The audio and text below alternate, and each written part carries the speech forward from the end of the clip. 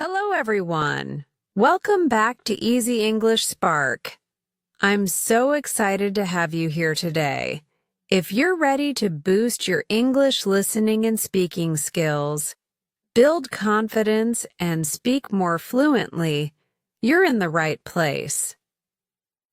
In this video series, we'll explore a thrilling story about a mysterious academy, dangerous challenges, and brave heroes, all told in clear, easy English to help you improve your understanding and speaking step by step.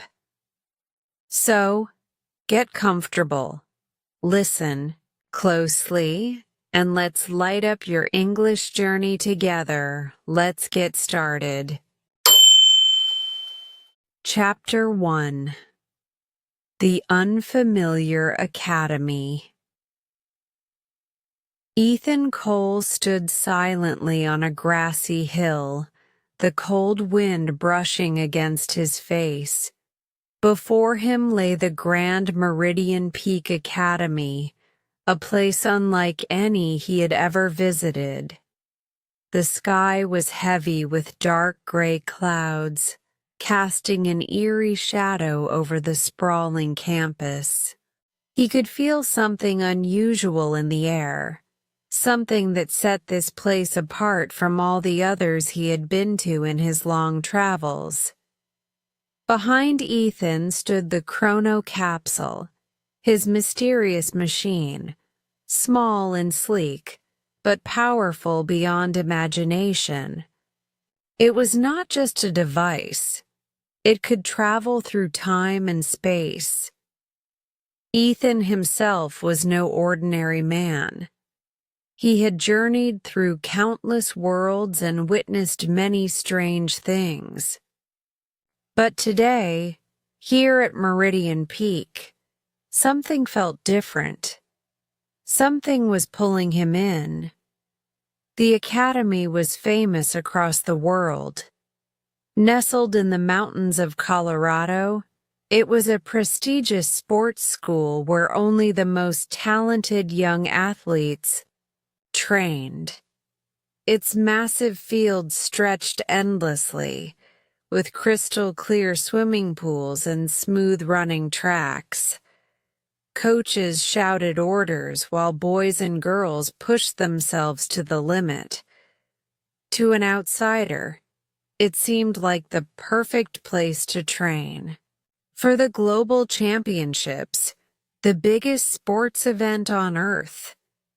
But Ethan knew better than to trust appearances.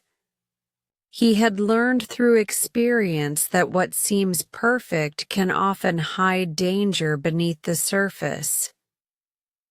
He stepped quietly through the massive iron gates. No one stopped him. No one seemed to notice.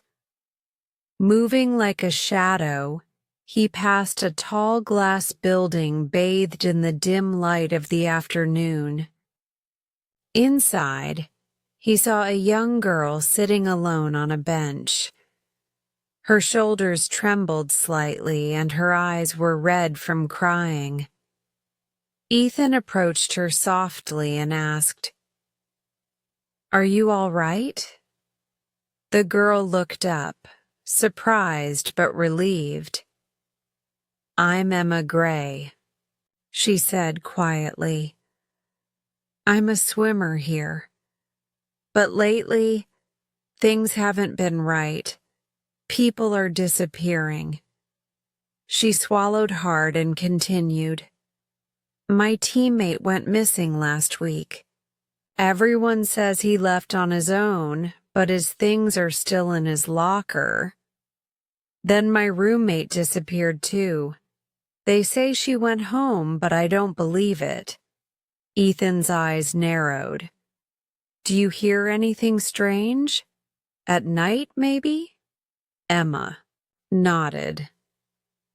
"Yes, the walls make odd noises, like machines whirring or clicking. Sometimes I feel like someone is watching me. It's like the whole academy is alive, but not in a good way. Before Ethan could respond, a loud voice echoed from the loudspeakers. All students, report to the main arena. Your test begins in 10 minutes. Emma sighed deeply. They call it a test, but no one knows what it really is. It's always the same. No explanations, just orders. They say it's for the global championships, but I don't believe it's a normal competition. Ethan looked at her with steady determination. Let me come with you. I want to see for myself. Together they walked down a long, narrow hallway. The fluorescent lights flickered overhead, casting moving shadows on the cold walls. Cameras tracked their every step, swiveling slowly like silent watchers. At the hallway's end was a heavy metal door labeled Arena Level 0. Emma swiped her ID card and the door hissed open, revealing a massive arena without windows. The polished floor glowed softly, shifting colors as if alive. Around 50 students stood silently in the center, faces pale and eyes wide with fear. Suddenly, giant screens flickered to life above them. A deep, mechanical voice boomed through the chamber. Welcome, chosen athletes. Your trial begins now. Play well, or do not return. The students looked around in shock. This was no ordinary test. Ethan stared at the face on the screen. A cold, metallic helmet with glowing red eyes, no mouth, only an eerie, unblinking gaze.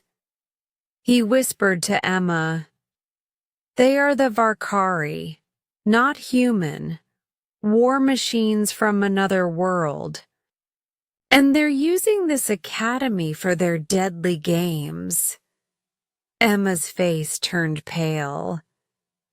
Ethan knew this was only the beginning of a terrifying ordeal.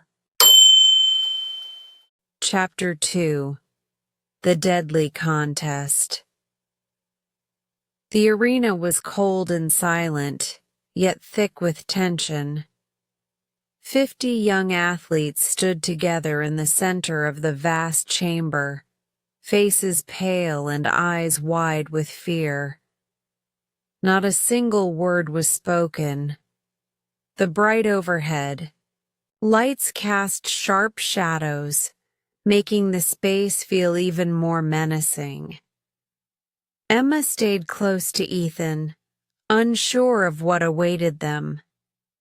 This was not the familiar test she had trained so hard for. On the giant screens above, the same cold metallic face appeared. Once again, the Varkari Sentinel. Its voice was low and mechanical, yet filled with undeniable authority. "You have been selected," it declared. "This is your trial. Here you will prove your strength, your speed, and your skill. You are not competing for medals. You are competing for your very lives." Whispers broke out among the students. Some asked frantic questions, others stared blankly, hoping this was some cruel joke. But it was not. One boy shouted, "What kind of test is this? Who are you?" The Varkari's reply was chilling. "We are your watchers. You do not question. You obey the rules." Suddenly, the arena's floor trembled. Panels slid open and strange obstacles rose from beneath the surface. Walls appeared, blocking paths. Lasers crisscrossed the air. Moving platforms swayed dangerously. The environment was transforming into a deadly labyrinth. Ethan's eyes narrowed as he studied the shifting traps. He had seen challenges like these before, but never on this scale. This was no simple game. It was a trap designed to kill. The piercing sound of a siren shattered the silence. Red warning lights flashed across the walls. The mechanical voice announced, "Round 1 begins now." Panic exploded. Some students sprinted blindly, others froze in place. One girl screamed as the floor beneath her suddenly gave way, swallowing her into darkness. Emma gasped in horror. Ethan grabbed her arm. "Stay close," he urged. "They're watching every move." The arena had become a deadly battlefield. One by one, students were forced to climb, jump, and dodge their way through the shifting obstacles. Failure meant disappearance. But no one knew where the fallen went. Emma moved with the grace of a swimmer on dry land, darting nimbly past lasers and scaling walls. Ethan stayed by her side, helping others when he could. But the challenges were evolving. The arena seemed to learn from each attempt, growing more vicious with every passing moment. In a far corner, a tall boy named Ryan clung desperately to a wall. As he reached the top, a sudden beam of red light struck his hand. He lost his grip and fell into a gaping hole. Emma cried out his name, but he did not answer. Ethan pulled Emma away, his voice urgent. "We can't stop now. We have to survive." The first round dragged on for 30 brutal minutes. When it ended, only 27 students remained. The rest had vanished, swallowed by the arena's merciless traps. The voice returned, cold and unyielding. "Congratulations, survivors. Rest now. The next trial will begin soon." The walls closed, the lights dimmed, and the arena floor smoothed. Once more, but fear hung heavy in the air. Emma sank to the ground, breath ragged. "This isn't a school anymore," she whispered. "It's a prison." Ethan nodded, his gaze hardening. "And someone powerful is pulling the strings." Emma looked into his eyes, searching. "Who are you, really?" Ethan hesitated. "I'm a traveler. I fix broken things. But this is the worst I've seen." They rose together and slipped through a side door marked "Staff Only." The shadows swallowed them as the Varkari watchers prepared their next deadly game. Chapter 3. Secrets Behind the Door. The staff-only door stood tall and cold as Ethan and Emma approached cautiously. The hum of the arena faded behind them, replaced by the quiet pulse of unseen machines. Behind their backs, the surviving students whispered nervously, unaware of the secret unfolding just steps away. Only 27 remained after the first deadly trial. Fear was etched into every face, but none knew what horrors awaited beyond the metal door. Ethan pressed his hand against the smooth surface. There was no handle, only a glass panel glowing faintly red. Emma watched him closely, a mixture of hope and doubt in her eyes. From his coat, Ethan pulled out a slender device that glowed softly blue at the tip. "This is a friend," he said with a small smile. He pressed the glowing tip against the glass. Moments later, the red light flickered green, and the door slid open with a soft hiss. Inside, a narrow corridor stretched ahead, walls lined with blinking wires and machines that hummed with life. The sterile, metallic scent filled the air, and the atmosphere felt heavy, like they had entered the heart of something secret and dangerous. They moved quietly, careful not to make noise. Emma's eyes darted between the shadows, her breath shallow. Ethan led the way, steady and alert.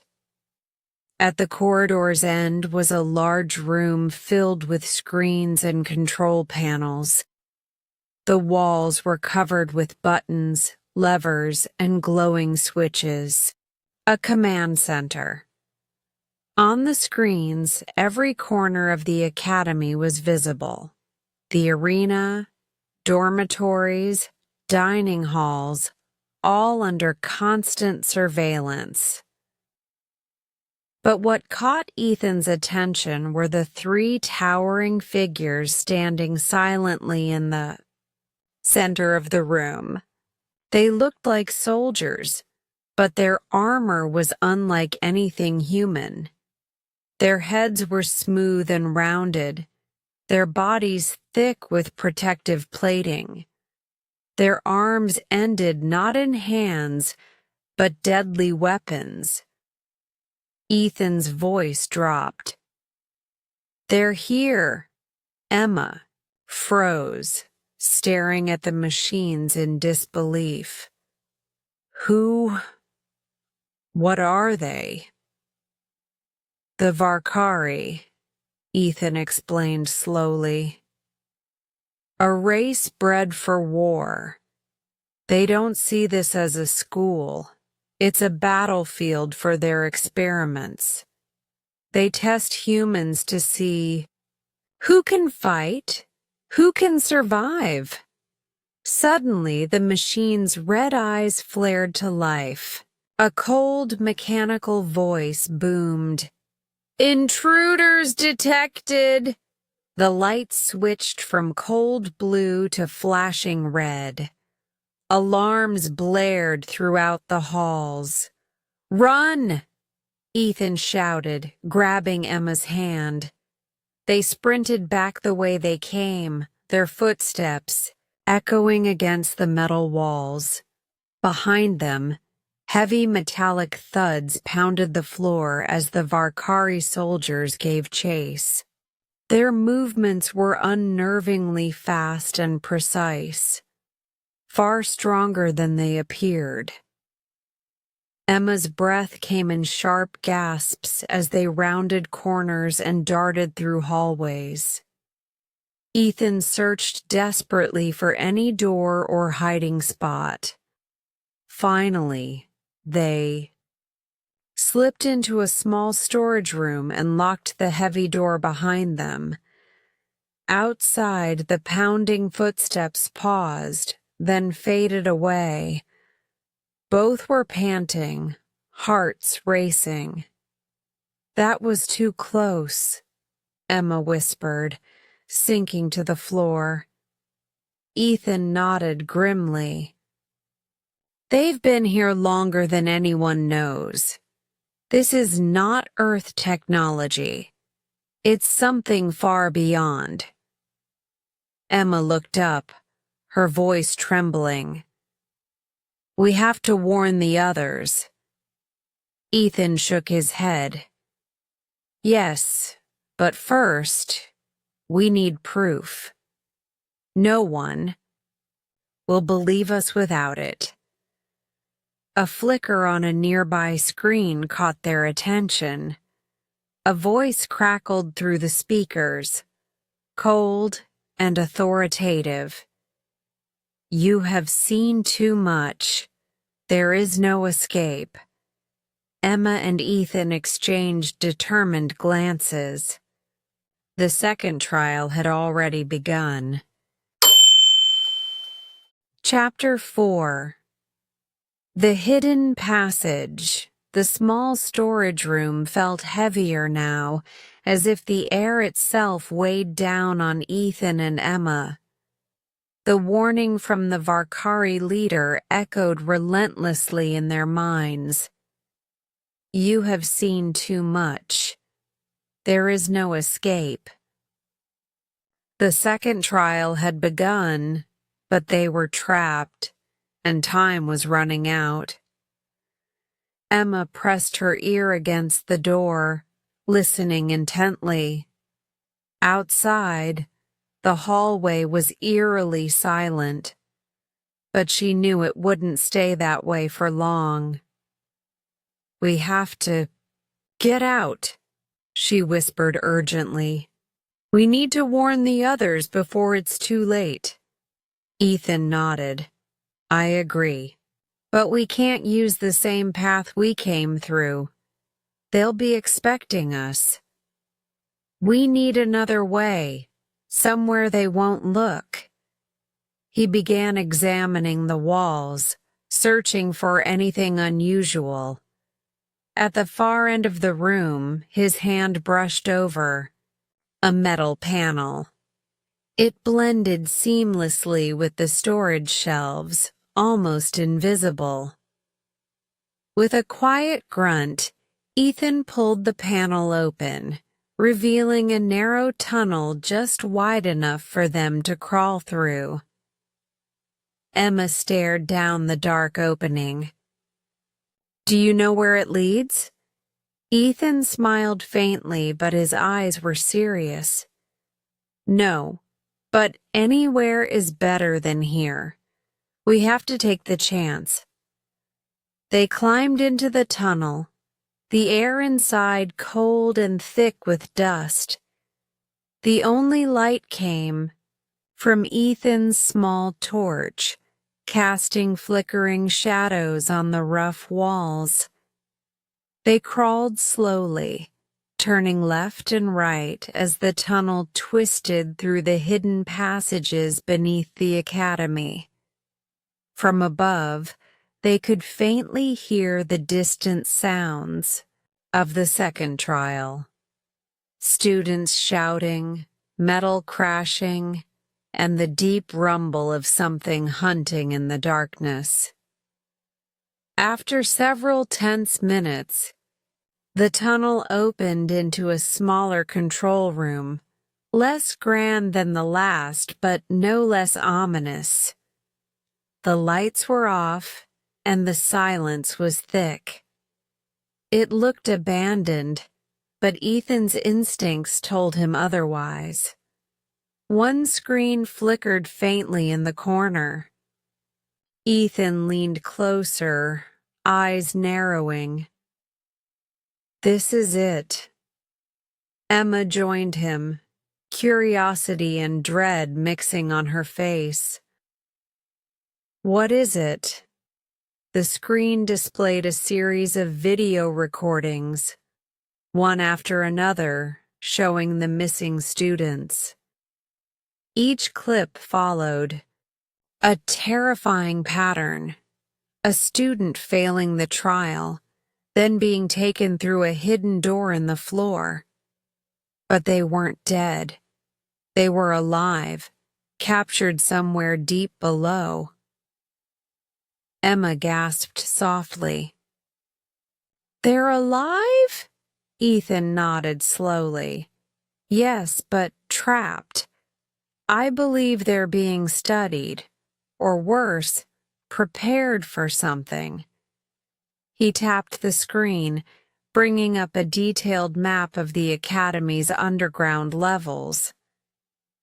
"Look here," he said, pointing to a blinking red dot. "This is where all signals stop. It has to be where they're holding the missing students." Emma's eyes filled with a mix of fear and determination. "We have to go there. We can save them."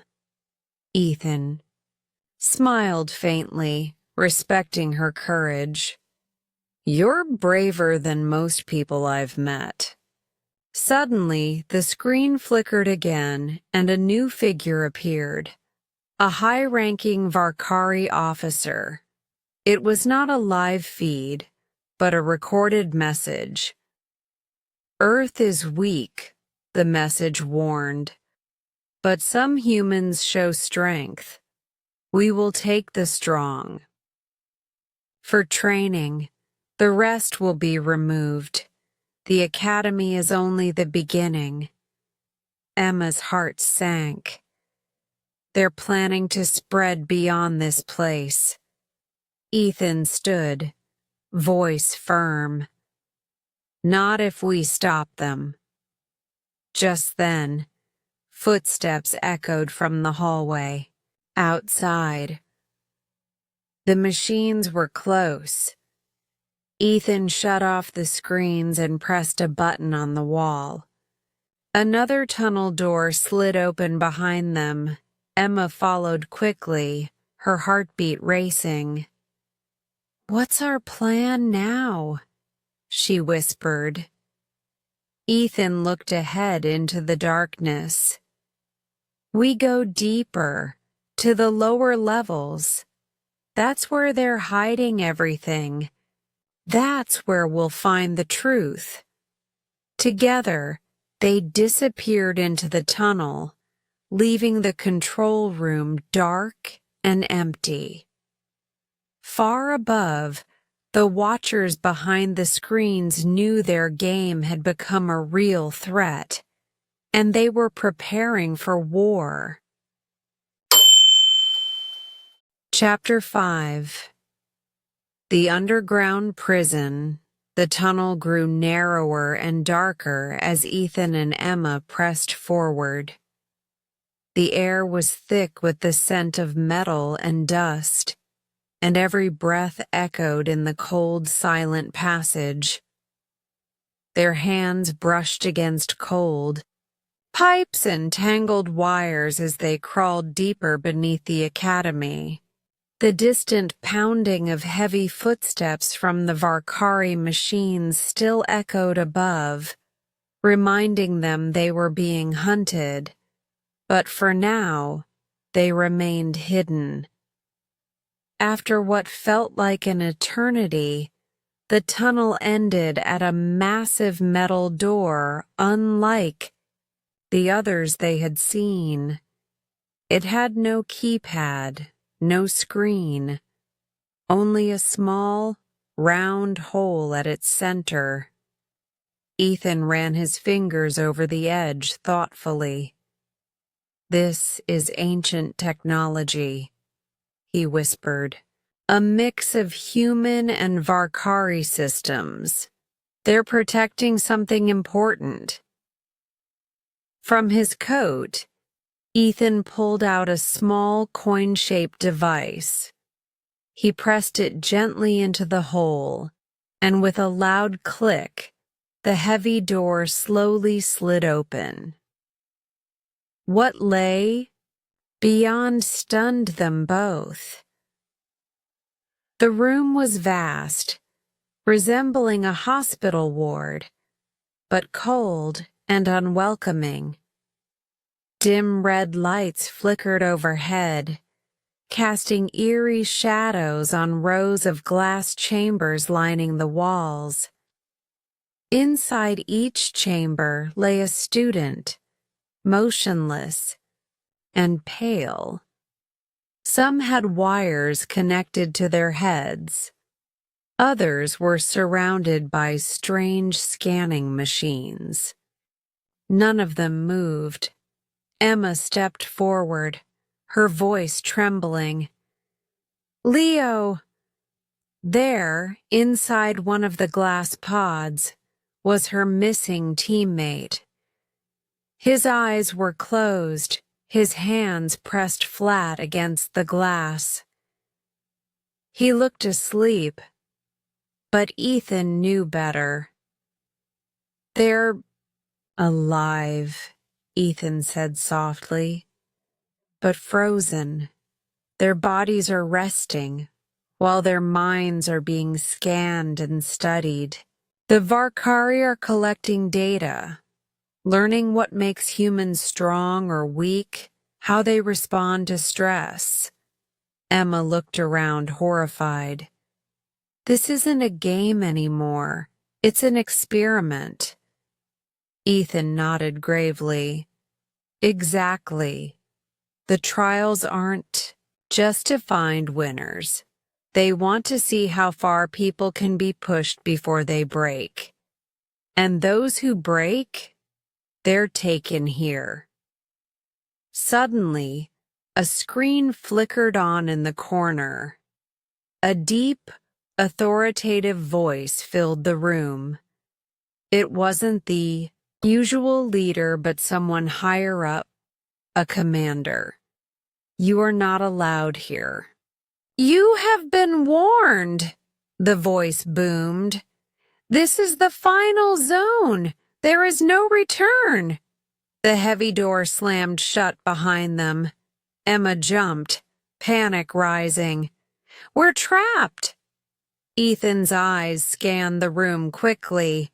"Not for long." He moved to a small control panel, pressing a series of buttons.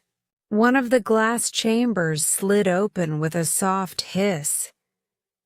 Leo slumped forward, weak and confused.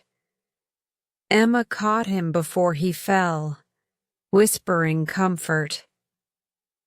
"It's okay. You're safe now." Leo blinked slowly. I dreamed I was falling, but I couldn't wake up." Ethan helped steady them both. "We can't free everyone now," he said quietly, "but we can stop this place. If we reach the main power center, we can shut everything down." Emma looked determined. "Where is it?" Ethan pointed to a heavy door on the opposite side of the room. "One more level down. That's where they hide their secrets." They moved cautiously toward the door. Beyond it, the hallway was bathed in a strange blue glow. Quiet. Too quiet. From the shadows stepped a tall figure, different from the others. His silver armor gleamed, and his eyes shone with an eerie light. "You are brave, human," said slowly. "But this is not your war. This is our design. Your world is only the first." Ethan stepped forward, shielding Emma and Leo. "Then it's time someone ended your design." The Varkari commander raised his arm, an energy weapon igniting on his wrist. Ethan pulled out his device and pressed a button. The hallway erupted in sparks and smoke as the lights exploded. "Run!" Ethan shouted. They dashed into the next tunnel. hearts pounding, unaware of what awaited them, but knowing they were closer than ever to the nightmare's heart. Chapter 6. The Heart of Control. As Ethan, Emma, and Leo ventured deeper underground, the air around them grew noticeably warmer. The walls, once cold and sterile, now hummed softly with energy, and the pale white lights transitioned into a steady, blue glow. Above them, the chaotic sounds of the trials still echoed faintly, but here in the depths, a new danger awaited, one far greater than any obstacle they had faced so far. After winding through a maze of narrow tunnels, the passage opened into a large circular chamber.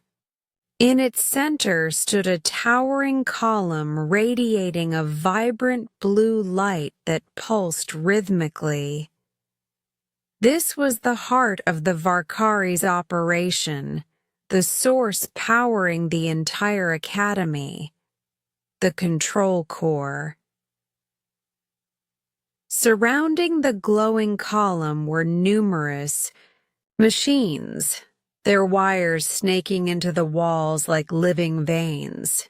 At one side, a control panel blinked invitingly, offering a glimmer of hope. Flanking the chamber stood 3 Varkari guards, motionless, yet unmistakably alert. Ethan's voice dropped to a whisper. This is their core. It controls everything. The arena, the traps, the signals sent to their homeworld. If we can shut this down, we can end their control once and for all. Emma helped Leo settle near a wall, his strength still fragile from the ordeal. She looked at Ethan, hope and worry mixed in her eyes. How do we stop it? Ethan pulled a small device from his coat, a sleek gadget designed to interface with alien technology. This will help me access their system, but once I connect, they'll know we're here. Stepping cautiously forward, Ethan plugged the device into the control board. Almost instantly, the 3 Varkari guards snapped to life. Their red eyes flared ominously, and one leveled a weapon at Ethan. Emma didn't hesitate. She grabbed a heavy metal pipe lying on the floor and hurled it with all her might. The pipe struck one guard's arm, causing it to drop its weapon. Sparks flew as metal scraped against metal. Ethan stayed focused, fingers flying over the buttons and switches. I'm sending a shutdown signal now. It'll stop the energy flow and block their data transmission. Suddenly, one of the guards lunged forward. Ethan hit the final button and leapt back just as the chamber erupted in flashing lights and sparking machines. The glowing core trembled violently, and the guards froze mid-motion. Their red eyes blinked once, then went dark. Silence descended over the room. Emma approached cautiously. Did it work? Ethan nodded. The system's offline. The games, the traps, everything powered by this core stopped. They helped Leo to his feet, preparing to leave.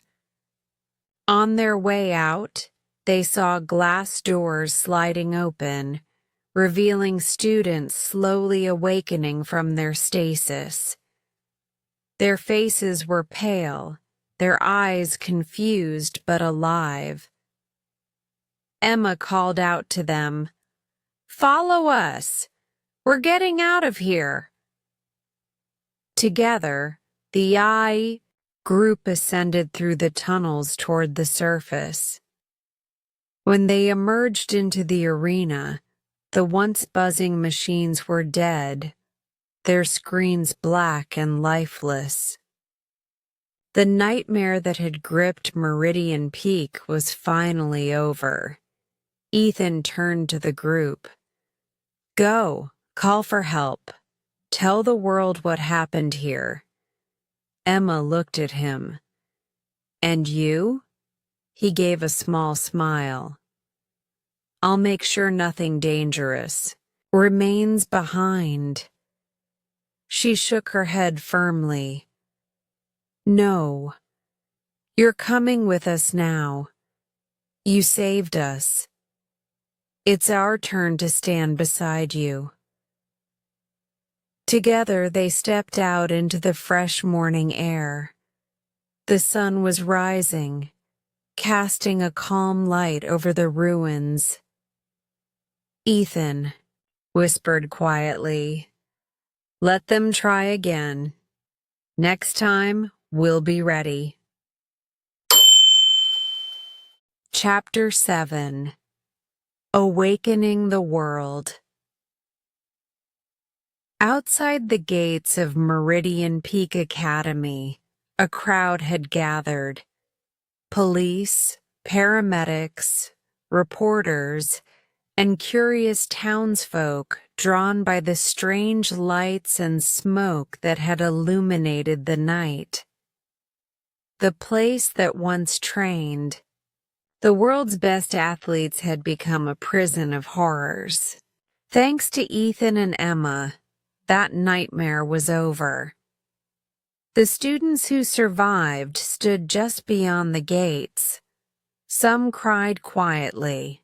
Others sat in stunned silence. They were no longer just competitors. They were witnesses to something dark and terrible. Emma sat on the grass beside Leo, watching officers speak with the survivors. One by one, the students recounted their ordeal. The deadly games, the machines, the cold metallic eyes that watched their every move. Most listeners struggled to believe such a story. It sounded like science fiction, but the fear in the students' voices was unmistakable. Ethan lingered near the old iron gate, keeping to the shadows. Crowds and attention made him uneasy. He had seen how people often reacted poorly when faced with the truth. Some ran away, some blamed others, and some simply refused to believe. An officer approached him cautiously. "Are you the one who sent the signal to shut down the system?" Ethan nodded. "Yes." "What happened here?" the officer asked, his voice filled with confusion. Ethan took a breath. "This place was taken over by an alien race, the Varkari. They used the academy to conduct deadly trials. They wanted to see how far humans could be pushed, who would break, who would fight, and who would survive." The officer's eyes widened. "So it wasn't human?" "No," Ethan replied quietly. "And it's not over. They will try again, maybe somewhere else, maybe in another form." Emma walked over, standing beside Ethan. We told them everything, even the parts that sound unbelievable. They're listening now." Ethan looked at her. "Good. The first step in any war is knowing it has begun." In the days that followed, news outlets showed footage of the destroyed machines, glass chambers, and the hidden tunnels beneath the academy. Scientists and government officials were baffled by the advanced technology and its origin. Some dismissed it as hoaxes, others debated the implications. For the survivors, life tried to return to normal, but something had changed. They were no longer just athletes. They were people forever marked by what they had endured. Emma stayed with Leo during his recovery. At first, he was haunted by nightmares, but slowly he began to heal. One quiet afternoon, Emma met Ethan in a small park near the academy ruins. He sat on a bench, quietly repairing one of his strange devices. She sat beside him. "Are you leaving?" she asked softly. Ethan nodded. "My work here is done." Emma looked down, uncertainty in her eyes. "Will I ever see you again?" He smiled gently. "I hope not. Because if you do, it means something bad is happening." Emma chuckled softly, but her eyes held sadness. "Thank you for saving us." Ethan looked toward the sky. "You helped save yourselves. You were strong when it mattered most." She stood, ready to say goodbye. As she walked away, Ethan watched her go, knowing this was not the last time Earth would face danger. But now, he also knew people like Emma were ready. Pressing a button on his device, the wind shifted and the chrono capsule appeared, quiet as ever. He stepped inside and vanished. The park grew still. High above the earth, in the depths of space, something else had begun to watch. Chapter 8. A new threat emerges. 2 weeks had passed since the events at Meridian Peak Academy. The school remained closed, surrounded by yellow police tape and an eerie silence. The machines had been removed, the underground tunnels sealed tight. Reporters no longer camped outside, and the world seemed to have moved on. But for Emma, the nightmare lingered in her mind, fresh as ever. Each night, she dreamed of glowing red eyes, cold metallic hands, and endless corridors of steel. Every morning she woke with a heavy weight in her chest, unable to shake the fear that something was still watching her. Emma had returned to her small hometown, Crestwood, far from the ruins of the academy. Leo was recovering slowly, his silence deepening the quiet between them. He stared out the window for hours at a time, lost in memories no one else could understand. The people around Emma had resumed their lives, talking about sports, weather, politics, But no one truly grasped the horror that had taken place beneath the academy's walls, and no one asked the question that haunted her most. What if it wasn't really over? One evening, as the sun dipped below the horizon, Emma sat alone in her bedroom. She sorted through the few items she had brought back. Her old ID card, a notebook filled with training notes, and something new. A small black chip, no bigger than a coin, tucked deep inside her bag.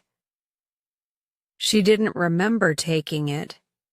Curious and cautious, Emma held the chip carefully, turning it over in her hand. Her finger pressed a tiny button on its side.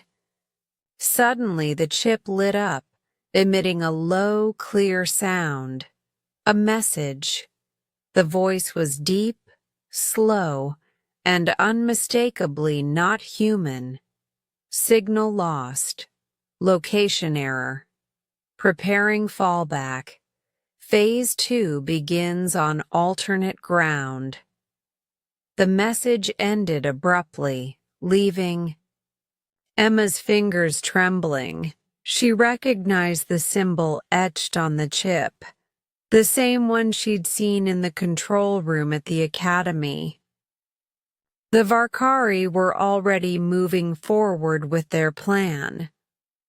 Without hesitation, Emma grabbed her phone and dialed the special number Ethan had given her before he left. The number to call only if the shadows returned. The phone rang once. Then Ethan's calm voice answered, "I was expecting this." "They're not finished," Emma said quickly. "I found this chip. It says Phase 2 is starting somewhere else." There was a pause. "Where are you now?" Ethan asked. "My hometown, Crestwood," she replied, "but I don't know if that's where it's beginning." "I picked up a similar signal 2 hours ago," Ethan said quietly. "I hoped it was old, but if you have the chip, it's real and close." Emma's voice dropped to a whisper. "What do we do now?" "I'm on my way," Ethan said. "Don't tell anyone else yet. Stay where you are and watch carefully. If anything strange happens, people disappearing, machines acting oddly, write it down. Record everything. We need proof." Emma nodded, though Ethan couldn't see it. "Okay, but I don't think they're just watching this time. I think they're blending in." A long silence followed. Then Ethan said quietly, "You might be right. Phase 1 was control. Phase 2 could be replacement." Emma looked outside her window. The town seemed peaceful. Children riding bikes, neighbors chatting, shopkeepers closing their stores. But now, she saw it all differently. What if someone here wasn't really who they appeared to be? She closed the curtain, sat on her bed, and gripped the chip tightly. The war wasn't over.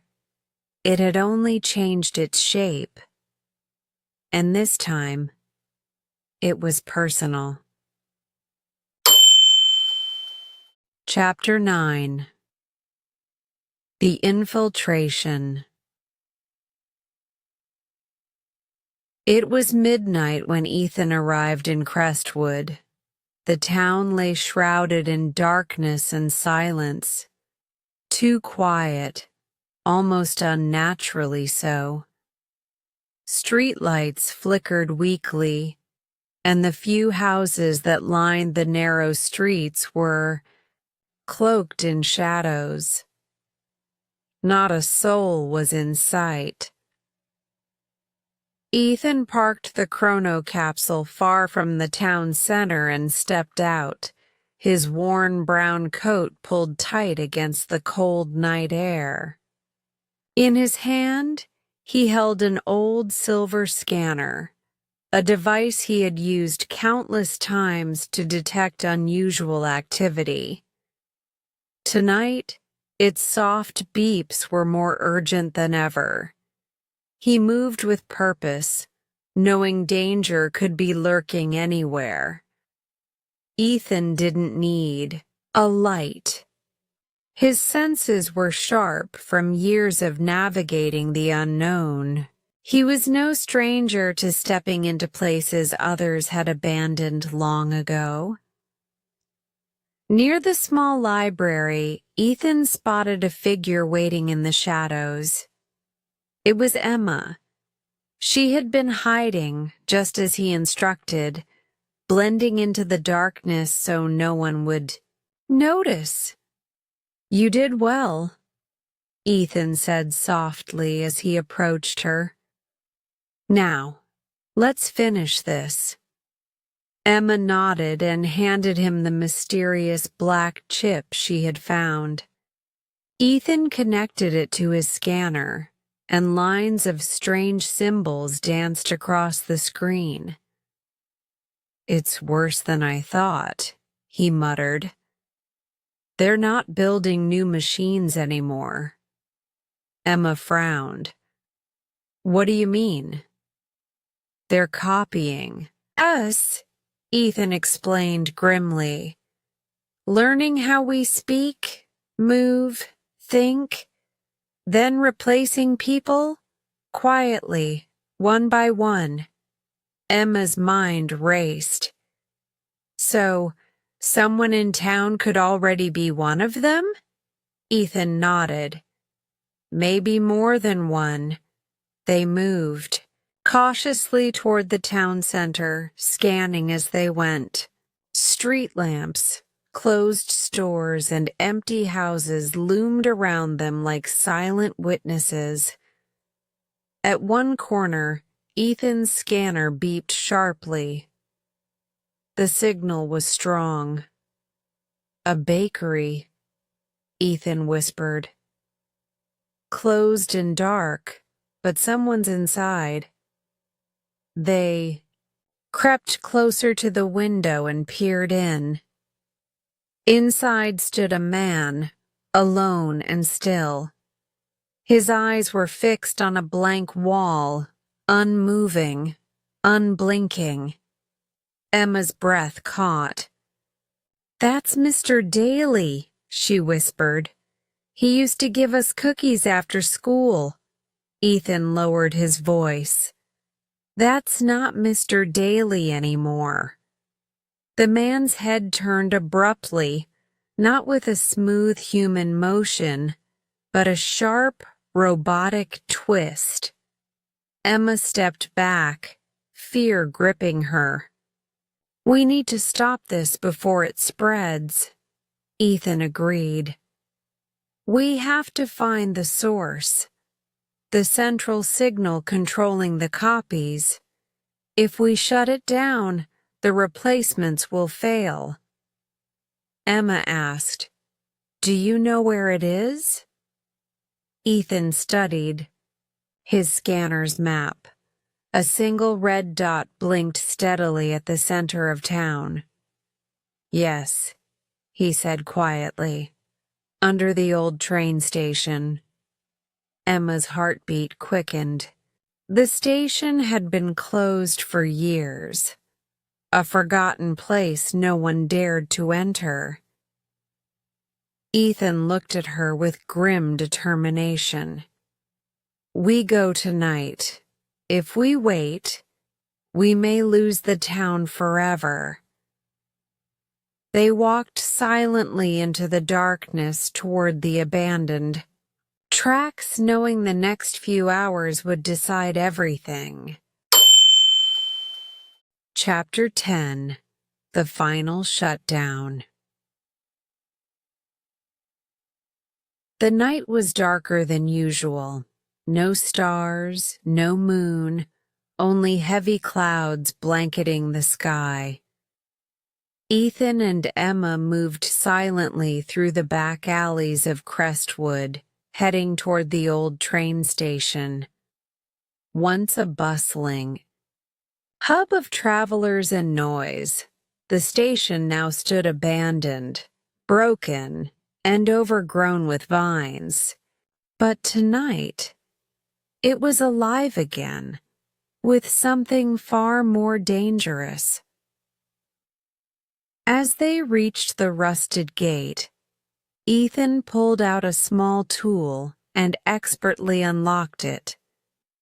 The creaking of the gate echoed in the stillness as they stepped onto the cracked platform.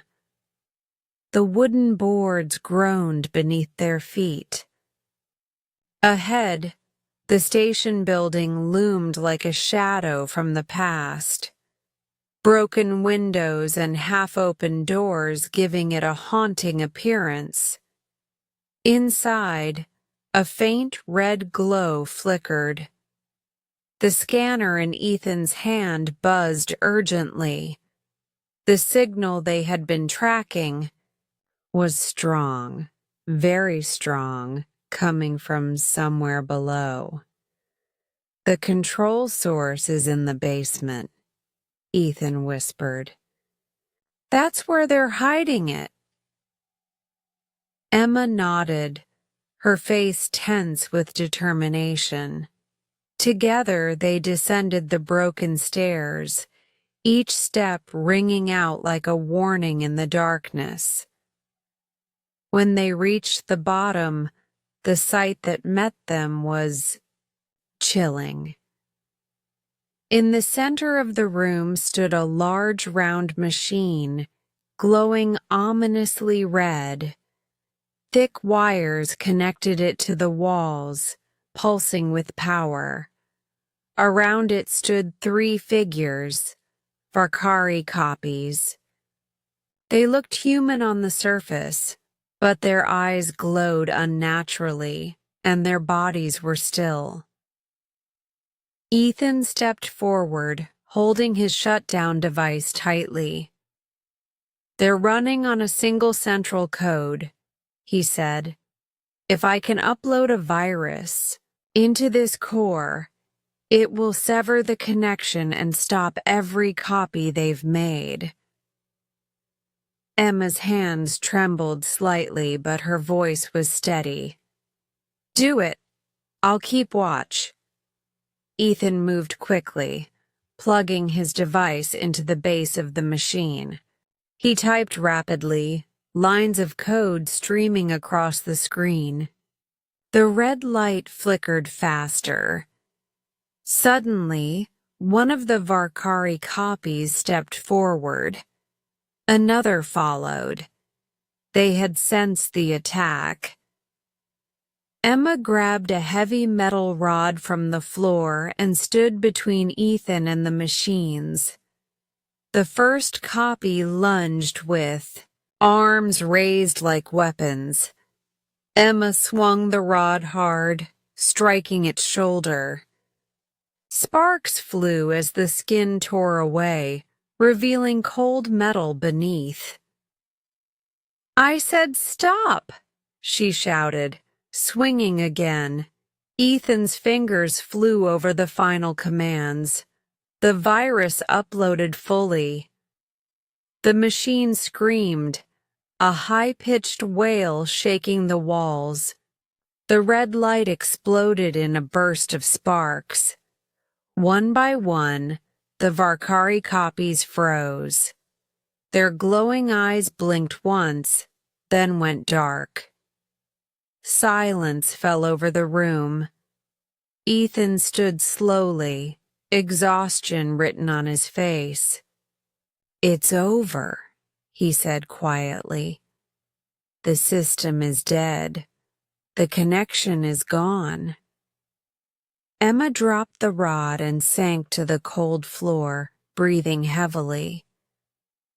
Are you sure? Ethan nodded. They can't control anything now. Every copy will stop. They'll have to start over, from scratch. Emma looked around at the broken machines and fallen foes. Do you think they will? Ethan paused. Yes, somewhere else. One day. But next time, he added, we'll be watching. They walked out of the basement as the first light of dawn touched the sky. Crestwood was safe, at least for now. The people who had been replaced would wake confused but alive. The town would heal, but some things would never be the same. Outside the station, Emma turned to Ethan. Will you stay for a while? He shook his tired eyes. I can't. There are other places, other signs. She smiled sadly. You never. Stop, do you? Ethan smiled back. Someone has to be ready. He held out his hand. She took it and shook firmly. Thank you, she said. You were the real hero, he replied. You didn't run. You fought back. That matters. As Ethan walked away into the trees, a soft hum filled the air. The chrono capsule appeared, quietly, glowing softly. With one final wave, Ethan stepped inside and vanished. Emma stood alone, watching the wind sweep through the grass. The sky was brighter now, the sun rising. The nightmare was over, but the lesson remained. Sometimes, real strength is quiet. Sometimes, the biggest wars are fought in silence. And sometimes, the bravest heroes are the ones no one notices until they save the world. Great work today. Every moment you spend practicing brings you closer to mastering your English listening and speaking skills. Remember, progress comes with patience and consistency. If this story inspired you or helped you in your learning journey, don't forget to like, share, and subscribe to Easy English Spark channel for more lessons and stories. Keep listening, keep speaking, and keep believing in your growth. I'll see you in the next video. Take care and keep shining.